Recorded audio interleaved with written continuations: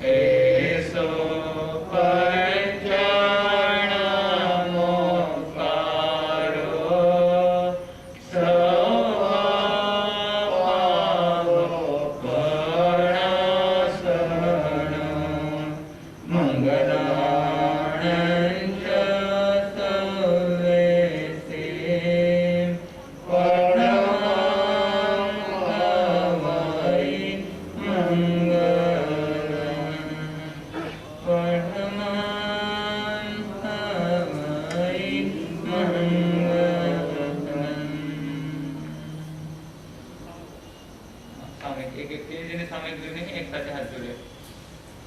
करेमि भन्ते सामायम सावध्यम जोगम गतिखानि ज्ञान नियम एक एक मूर्त रवकान दुविहम तिविहेनम न करेमि न कारेमि मनसा वैसा कैसा तस् भन्ते परिकमामि निंदामि गरिहामि ओश्रेयस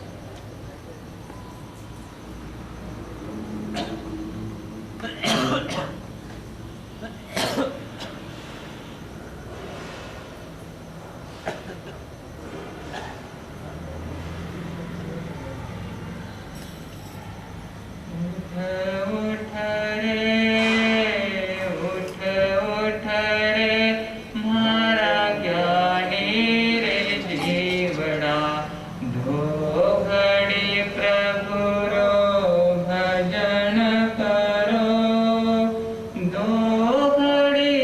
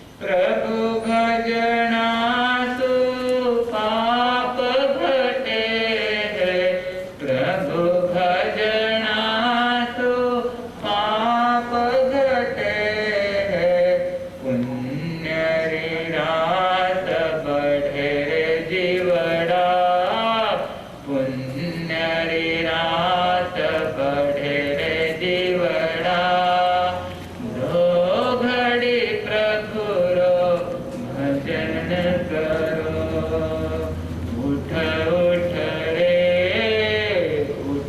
उठ रे मारा ज्ञानी रे जीवड़ा दो घड़ी प्रभु रो भजन करो दो घड़ी प्रभु रो भजन करो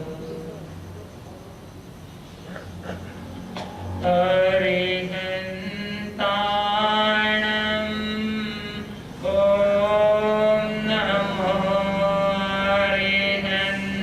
हरिहंताणं घबराओ न दुख से जीवन में जीवन सुख दुख का मेला है घबराओ न दुख से जीवन में जीवन सुख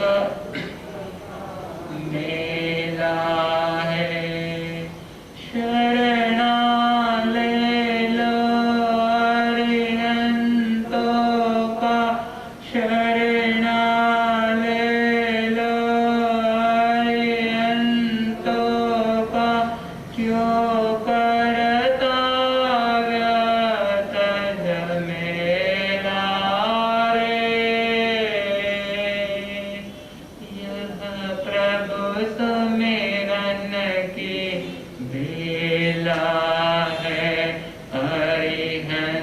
हरिहंताणं ओम नमो हरिहंताणं माता पिता प्रभु गुरु चरणों में प्रणवत बारंबार हम पर किया बड़ा उपकार हम पर किया बड़ा उपकार पंच परमेष्टि के पावन स्मृति में भाव सहित वंदन त्रिलोकीनाथ अज्ञान अंधकार को मिटाने वाले शासनपति श्रमण भगवान महावीर स्वामी की भाव स्मृति में भाव सहित वंदन जन जन के श्रद्धा स्नान परम आराध्य भगवंत प्रातः स्मरणीय पूज्य गुरुदेव श्री जी तपस्वी राज प्रेरणादाता पूज्य श्री मगन मुनि जी महाराज साहब इनके चरणों में भाव सहित वंदन अत्रस्त विराजित सरलता सौम्यता के धनी आनंद कुल कमल दिवाकर पूज्य गुरुदेव श्री जी के चरणों में वंदन परम विदुषी महासती वृंद धर्म प्रेमी भाइयों माताओं एवं बहनों हमारा विषय चल रहा है वह एक क्षत्रिय लड़के को लेकर कि उस लड़के की श्रद्धा कैसी है वो लड़का अपने वचन के प्रति कितना ईमानदार वफादार है आदि बातें चल रही थी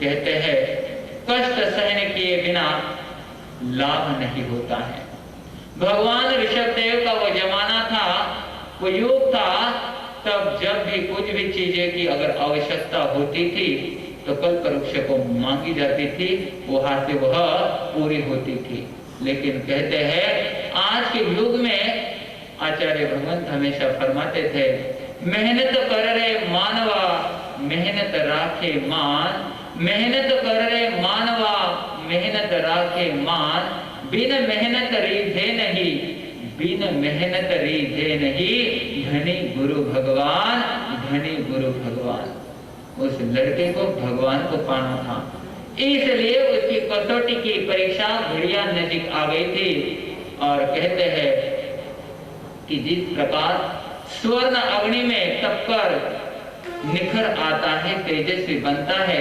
उसी प्रकार जो व्यक्ति कसौटी देता है कसौटी में पास होता है परीक्षा में पास होता है वह व्यक्ति भी बड़ा निखर आता है वह व्यक्ति भी बड़ा तेजस्वी बनता है अब वो बालक आगे बढ़ रहा है और उसकी प्रार्थना उसकी दृढ़ता उसकी शक्ति को देखते हुए देव का विमान भी रुक जाता है। देव ने उपयोग लगाकर देखा है कि इस बालक के भीतर में बड़ी उत्कृष्ट भावना है, लेकिन देवी जो कहती है, देवी देव से निवेदन कर रही है कि इस बालक की मनोकामना पहले पूर्ण की जाए। लेकिन देव क्या कह रहा है, नहीं, मैं पहले इसकी परीक्षा लूंगा कि सच में इसकी अटूट श्रद्धा भक्ति अपने भगवान के प्रति है या नहीं है। इसलिए देव मानव के रूप में आया है, आकर उस बालक को समझा रहा है, अरे बेटा, तू बहुत छोटा है, उम्र भी तेरी बहुत कम है, और तूने जो ये 7 दिन की तपस्या की है, आज 8वां दिन उदित हुआ है। तू तेरे भगवान को बाद में मिल, पहले कुछ खा ले, देख मैंने मिठाई मेवा आदि लाया है। उसके सामने रखते हुए वह उसका मन चलित करना चाहता है, लेकिन वह जो बालक है बड़ा दृढ़ है, अपने प्रतिज्ञा के प्रति बड़ा वफादार है। उसने कहा कि नहीं, मुझे कुछ भी लेना नहीं है। वह देव कह रहा है कि शरीर माध्यम खलु धर्म साधनम, कि पहले सुख है तो वह निरोगी काया है, और इसलिए तेरे पेट में कुछ नहीं है, तेरा शरीर ढीला पड़ रहा है, इसलिए पहले तू खा ले, बाद में तुझे तेरे भगवान तक पहुंचा दूंगा। वह बालक कह रहा है, नहीं, मैंने 7 दिन तक भगवान की राह देखी है, जाने के लिए, उनके दर्शन पाने के लिए मैंने बहुत परिश्रम किया है, लेकिन मेरे अंतराय कर्म थे, इसलिए मैं पहुंच नहीं पाया हो। ठीक है, मेरी परीक्षा की घड़ी है, आज नहीं तो कल बरसात रुक जाएगी और मैं जाकर मेरे भगवान के दर्शन प्राप्त कर लूंगा। पर देव अलग तरह से उसे दिगायमान करने का प्रयास करते हैं, लेकिन वह बच्चा लास्ट में कहता है कि मुझे मेरे हाल पर छोड़ दो, मेरी चिंता आप करो मत, अगर इसमें भी मुझे मौत आ जाए तो मैं परम सौभाग्यशाली समझूंगा कि मेरे भगवान की याद में, मेरे भगवान की दर्शन की उत्कंठा में मेरी मौत हो गई है। इससे बड़ी खुशी की बात मेरे लिए क्या हो सकती है। अब देवता ने देखा कि किसी भी प्रकार से यह बालक डोलायमान नहीं हो रहा है, चलित नहीं हो रहा है, तो इसलिए क्या करना चाहिए। तो उसकी परीक्षा लेते लेते देव के ध्यान में आ गया, ये तो कोई अपने बातों से हिलने वाला नहीं है। इसलिए देवता और देवी दोनों इसके ऊपर प्रसन्न हो जाते हैं और प्रसन्न होकर कहते हैं, मांग तुझे क्या चाहिए। वह कहता है कि आप देवता हो, ये तो मुझे पता चला अभी, लेकिन मेरी कुछ मांग नहीं है, मुझे कुछ मांगना नहीं है। देवी देवता कहते हैं, नहीं, अरे बेटा, तू उससे के यहाँ पर एक नौकरी का काम करता है, साथ ही साथ ढोर आदि चराने का काम करता है। मैं चाहता तो तुझे, तू मांग, सिर्फ मैं चाहूँ तो तुझे माला माल कर दूंगा, मैं चाहूँ तो तुझे पेड़ी का मालिक भी बना दूंगा। लेकिन वो बालक क्या कहता है कि नहीं चाहिए मुझे इस पेड़ी का मालिक नहीं बनना है, न चाहिए मुझे धन और संपत्ति। अगर मैं ढोर चलाने नहीं जाता तो मुझे मेरे भगवान नहीं मिलते हैं। उस ढोर चलाने के निमित्त से मुझे मेरे भगवान के दर्शन हुए हैं और भगवान के दर्शन से मेरे सारे दुख समाप्त हो गए हैं। 7 दिन का उपवास है, शरीर निर्बल बनता जा रहा है, लेकिन मन में भाव वैसे की वैसे है, उत्कंठता वैसे की वैसे है कि कब मेरे प्रभु के दर्शन मैं कर लूं। बंधु, अगर यहाँ पर बैठे हुए किसी श्रावक श्राविका को कोई देवी देवता आकर बाय चांस प्रसन्न हो गए तो मांगो लगे पहला क्या मांगेंगे आप? भले आपके पास करोड़ों की संपत्ति हो, लेकिन आप उससे भी और मांगने की इच्छा करेंगे कि उससे भी और ज्यादा मुझे चाहिए। घर के जितने भी प्रॉब्लम होंगे, सब प्रॉब्लम एक साथ देवी देवताओं के सामने रखे जाएंगे। लेकिन बंधु, वो लड़का था और उसकी अटूट भावना, अटूट श्रद्धा थी, उसने कुछ भी नहीं मांगा। आखिर उस देवी देवता ने कहा कि भैया, हम देवी देवता लोग जो है जिस पर भी प्रसन्न होते हैं उसे खाली हाथ नहीं जाने देते हैं, कुछ ना कुछ तुझे तो मांगना ही पड़ेगा। अब देवता का अत्याग्रह देखते हुए, बहुत भावना देखते हुए उस बालक ने कहा देना हो तो मुझे दीजिए, एक ऐसा वर दीजिए कि मैं मेरे भगवान से कभी भी जुदा नहीं रहूं, मैं मेरे भगवान के दर्शन प्रतिदिन करता रहूं। देखिए उसकी भावना और हमारी भावना क्या होती है। अब वो बालक ने वो मांगा है और देवता ने कहा तथास्तु, तेरे मन की इच्छा वो भी पूरी हो जाएगी। लेकिन साथ ही साथ जाने से पहले वो देवता क्या कह रहा है कि मैंने पहली बार ऐसा कोई व्यक्ति देखा है कि जो इतना निष्ठुर होगा, जिसके मन में कोई लालसा नहीं है, कोई आकांक्षा नहीं है, कोई इच्छा नहीं है। ऐसा जो लड़का है वो पहली बार मैंने देखा है। इसलिए वह तुरंत देवता ने वाणी कर ली है, देववाणी हो जाती है कि आज से 7वें दिन तू इस नगरी का राजा बन जाएगा। ऐसी देववाणी हो गई और देवता वहां से अदृश्य हो जाते हैं। अब वो बालक, बरसात रुक गई है, बादल इधर उधर चले गए हैं। अब वो बालक दौड़ते दौड़ते अपने भगवान की शरण में जाता है। जाते ही जैसे ही उस संत के चरण में जाकर वह गिर पड़ता है, उसके आंखों से आंसू आने प्रारंभ होते हैं। बंधु, एक दुख के आंसू नहीं थे, इतनी खुशी होती है। कहते हैं जैसे कोई लड़का अपनी माता पिता से बिछड़ जाता है और अगर उसे बाय चांस उसके माता पिता वापस मिलते हैं तो उस बच्चे के खुशी का क्या कहना। ऐसी खुशी उस बालक को हो गई है उस भगवान के दर्शन करने से। और वो भगवान को कहता है कि भगवान, फिर दुनिया में ऐसा प्रसंग किसी पर, मेरे पर और किसी पर न आ जाए। 7 दिन तक मुझे आपके दर्शन नहीं हुए, इसलिए मेरा मन इतना लालयित हो उठा था, मुझे परवाह नहीं थी। क्या कितने दिन का उपवास है, इसकी परवाह उस बालक को नहीं थी। मन में एक ही भावना क्या थी, मैं मेरे भगवान के दर्शन कब कर लूं। उस महाराज ने देखा, उस संत ने देखा बालक की अत्यंत उत्कृष्ट भावना, और उस भावना देखकर वे संत भी चकित हो गए कि एक छोटा सा नियम इसके अत्याग्रह होने पर मैंने दिया था, लेकिन सच में इस बालक ने बड़ी कठोरता के साथ, बड़ी श्रद्धा और दृढ़ता के साथ इसका पालन किया है और कर रहा है। अब उसका नित्य क्रम वही चल रहा है, दर्शन करना आना। संत के दर्शन होने के बाद वह गांव में आ जाता है जहां पर सेठ जी की यहाँ वो नौकरी करता है। सेठ जी ने देखा इसकी दृढ़ता, अच्छी तरह से उसका पालना भी सेठ जी ने क्या किया है, करा दिया है। सेठ जी ने पालना करने के बाद उस बालक का नित्य क्रम आगे बढ़ता बढ़ता ही जाता है और आगे जाकर उस बालक को सेठ जी ने जो पालना किया है, पालना करने के बाद आगे वह बालक आगे बढ़ता है। उस राजा का, उस नगरी का एक राजा था। वह नगरी का राजा बहुत धर्मप्रिय और संपन्न था। जिस बालक ने अपने उस संत को भगवान माना था, वे संत उच्च कोटि की साधना करते करते उन्हें केवल ज्ञान प्राप्त हुआ। यानी जिस बालक ने उस संत को पहले से ही भगवान माना था, वे सचमुच में अब भगवान बन गए हैं। केवल ज्ञान उनके पास आया है, उन्हें प्राप्त हुआ है। अब उस राजा की नगरी के सभी लोगों को पता चला कि केवल ही भगवान अपने राजनगरी के बाहर में ठहरे हुए हैं।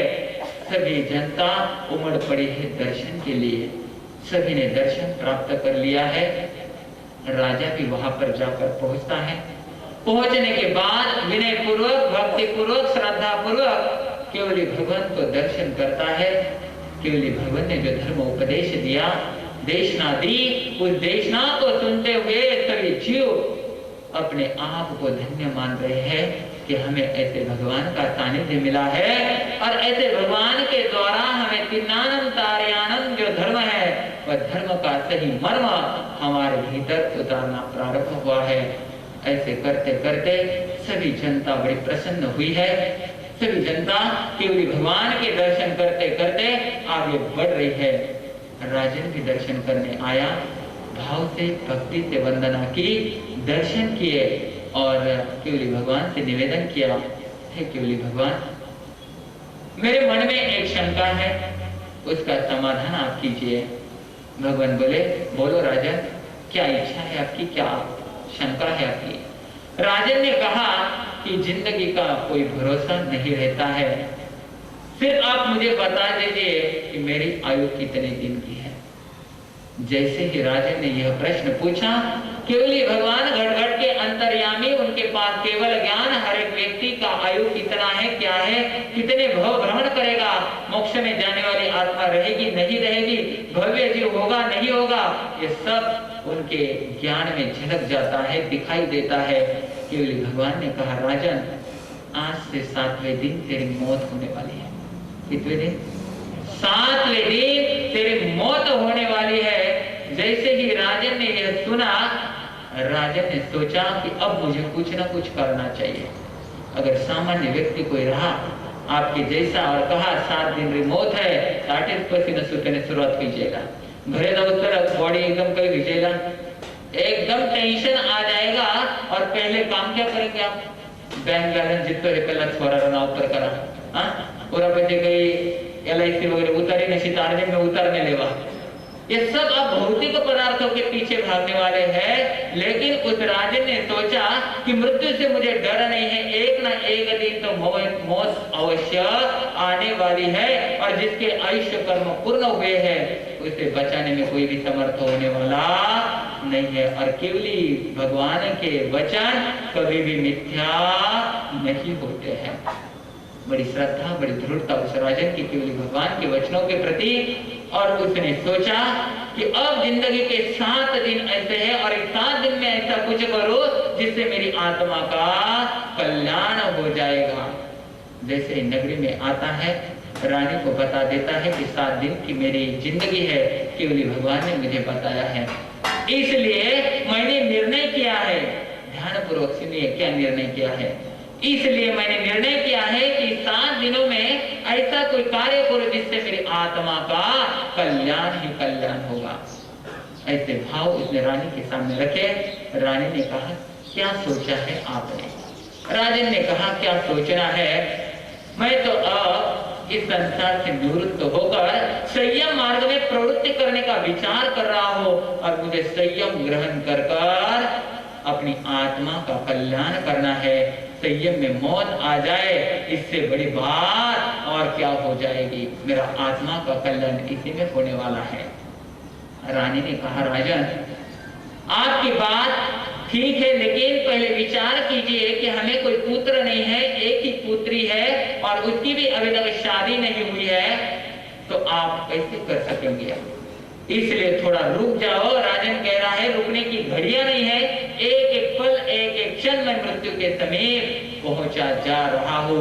रानी उन्हें प्रवृत्त करने की, उस मार्ग पर न जाने के लिए प्रवृत्त करने की बहुत बहुत प्रयास करती है, लेकिन राजन अपनी बात के ऊपर पूरे अडिग है, दृढ़ मनोबल है, और उस मनोबल के द्वारा राजन सोचते हैं कि अब मुझे शीघ्र इस मार्ग का अवलंबन करना चाहिए। बंधुओं, संसार के मार्ग में बढ़ाने वाले बहुत मिलेंगे, संसार में फंसाने वाले बहुत मिलेंगे, लेकिन संयम के मार्ग में प्रवृत्ति करने वाले को अनुमोदना देने वाले कितने लोग हैं?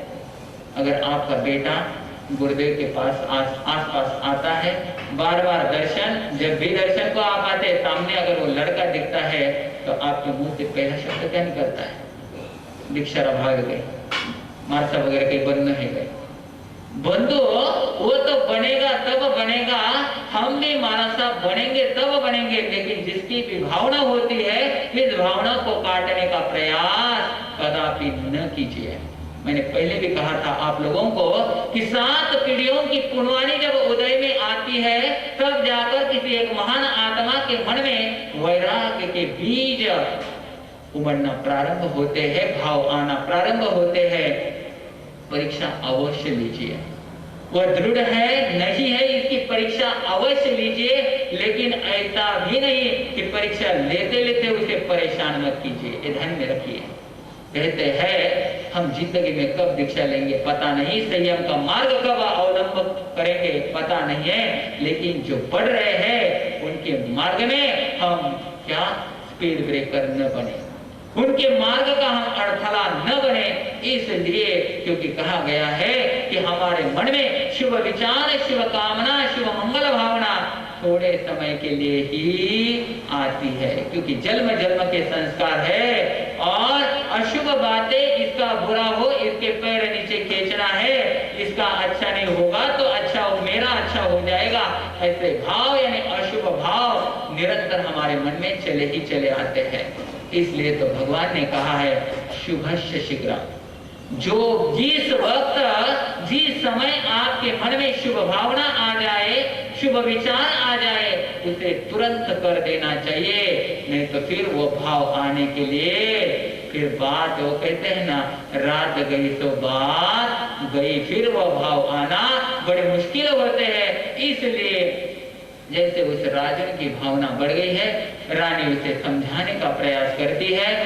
आगे सच में राजन दीक्षा लेते हैं या नहीं, वो बालक जो देववाणी होती है, वो देववाणी सही मायने में सच होती है या नहीं होती है, समय आने के बाद हम देखेंगे। आज जिस बहन के 27 उपवास है, चंदनमाला बहन हमारी चोरडिया, 27 दिन तक, और कहते हैं 2 मिनट लूंगा मैं आप लोगों के, क्योंकि समय अभी 5 मिनट बाकी है। तेलक और नहतो, तेले से बढ़ गई 8 करनी, और 8 कर कर बात बाबा घर में सब लोग देख लो, अकेली बहन सब कुछ ये करती है।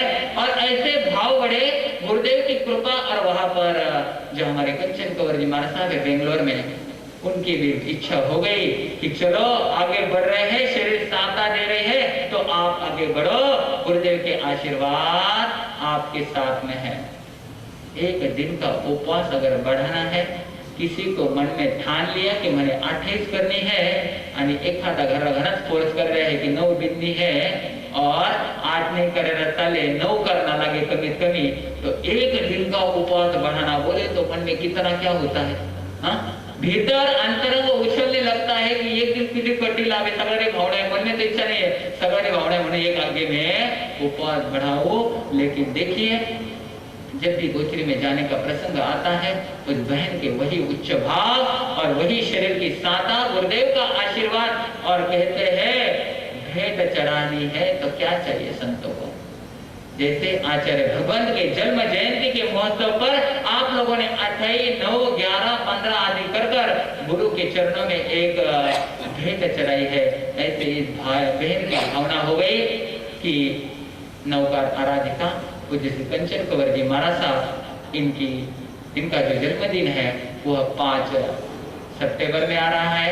साथ ही 5 सितंबर ने कही है, बोलो ना, हाँ बहनों के लिए कहा मैंने, क्या है, रक्षा बंधन, जो हमारे बहनों का सबसे प्यारा ऐसा त्योहार है। तो उस रक्षा बंधन के दिन बहन यानी जो हमारी चोरडिया बहन है, तो पूज्य गुरुदेव ने अपने भाई को क्या दे रही है मालूम है, लाडू खिला रही है, फिर पेड़ा 12 लाइन खिलाओ। ये भीतर का आनंद यानी वो मास कमल का लाडू पूज्य गुरुदेव को क्या दे रही है, भेंट दे रही है। तो ऐसी बहन के लिए कितनी भी अनुमोदना कर ली जाए कम ही कम है। तो आज चलेंगे 2 लाइन स्तवन की, मैं कहूंगा मेरे पीछे आप सभी को कहनी है। तपस्वी के गुण गाए जा, आहा तपस्वी के गुण सब मिलकर दो धन्यवाद, कि तपस्वी की जय बोलो, सब मिलकर दो धन्यवाद, कि तपस्वी की जय बोलो, स्वागत कर लो तपस्वी का आज, कि तपस्वी की जय बोलो, स्वागत कर लो आज, की तपस्वी की जय बोलो। चोरडिया बहन ने तप किया, कर्मों का है क्षय किया, चोरडिया बहन ने तप किया, कर्मों का है क्षय किया, चोरडिया बहन ने तप किया, रसनेन्द्रिय को वश किया, स्वागत करेंगे सभी हम, आहा स्वागत करेंगे